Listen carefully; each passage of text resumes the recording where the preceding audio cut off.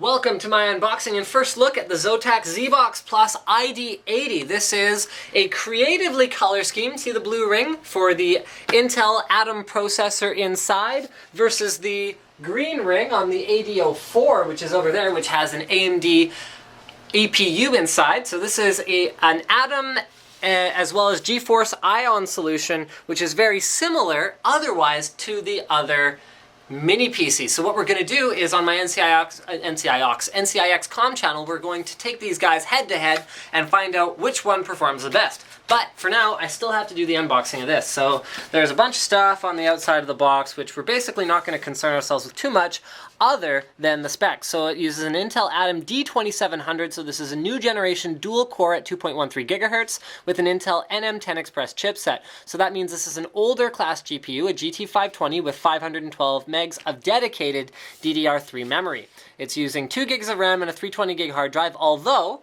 all Zboxes are available as a completed PC, so that is one with memory and with a drive, or as a bare bones. So you can buy it as a bare bones, put an SSD in there, you know, throw a bunch of RAM in there. I think it's got 2 slots, so you should be able to put up to 8 gigs of memory. Yes, so you can do up to 8 gigs of memory in here. It includes gigabit LAN, 802.11, 802.11n Wi-Fi. See, I'm just off today.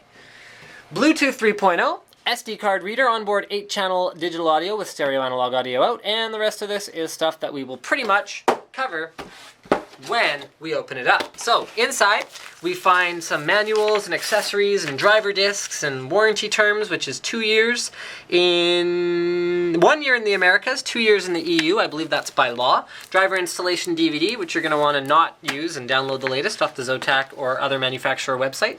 There's a user's manual with an addendum.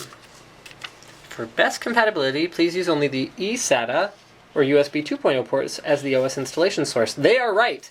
This is not a unique issue with Zotac, but it's very difficult to install an OS directly off a bootable USB drive on a USB 3 port because a lot of them don't have the drivers built in already. Quick start guide.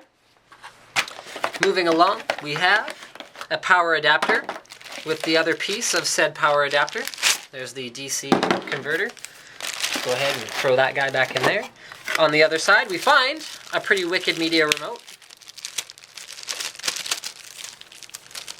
that is taped in pretty good and then sealed in pretty good, and then takes batteries that look like that. Comes with the batteries, by the way, guys. Don't worry, don't be afraid of the scary batteries that nobody has lying around. Okay, we've also got a DVI to VGA adapter, a who's it or a what's it. I don't know what this is. Oh, okay, there's our IR receiver for the for the included remote. Next we have a Wi-Fi antenna. Whoops, there it is. Whatever. Okay. 4 screws, and more on that later. Batteries. And finally, a little plastic mounting piece that you can use to prop up your Zbox very fashionably. Next, we have the Zbox unit itself, and it's going to look kind of weird, I can tell you that, guys, now. That is your new mini PC. Yeah, that does look weird. I'll explain why that is in just a moment here. So let's peel off some plastic first. One piece of plastic. One switch to open it up. And then we've got another piece of foam to keep it from getting all scratched, so it looks all nice.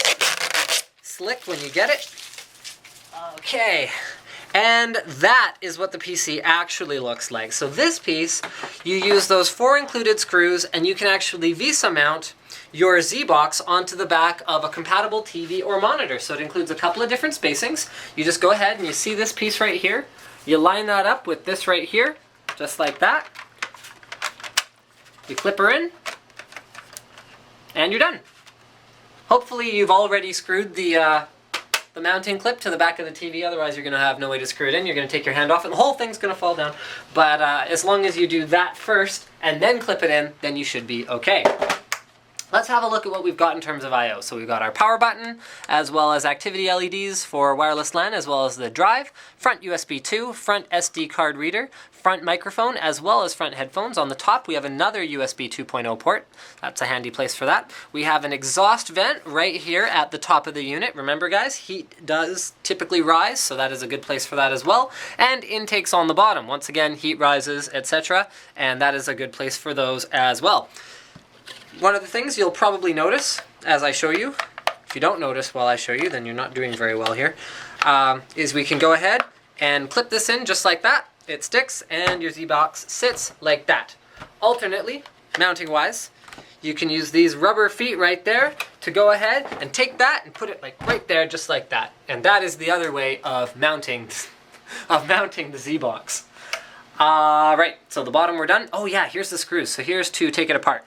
So you can take it apart. Even if you buy one that comes with a drive and comes with RAM, you can take it apart and change them if you see fit. Remember, Zboxes do not come with an OS, so you will have to procure an OS, whether it's one you already have or whether you buy one at a place like, say, for example, NCIX, and you can install it yourself.